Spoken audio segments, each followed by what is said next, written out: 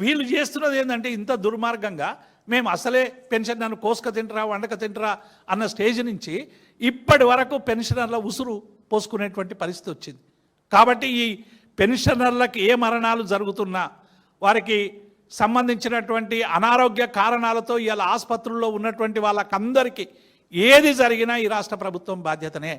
అందుకే ఇవాళ అందరికీ మేము విజ్ఞప్తి చేస్తూ ఉన్నాం, పెన్షనర్ల కుటుంబానికి మీరు ఎందుకంటే ఆవేదనకు లోనై మరణాలు సంభవిస్తే అది ఆ కుటుంబానికి చాలా నీడనిచ్చేటువంటి ఆ కుటుంబాలు ఇబ్బంది పడతాయి. దయచేసి అటువైపు ఆలోచించండి, పోరాడదాం. ఇప్పటికే న్యాయపరంగా పోరాటం చేస్తూ ఉన్నాం, కంటెంప్ట్ ఆఫ్ ది మరి ప్రభుత్వం మీద కంటెంప్ట్లు కూడా వేస్తూ ఉన్నాం. ఇంకా అవసరమైనటువంటి పోరాటాలు కూడా చేద్దాం.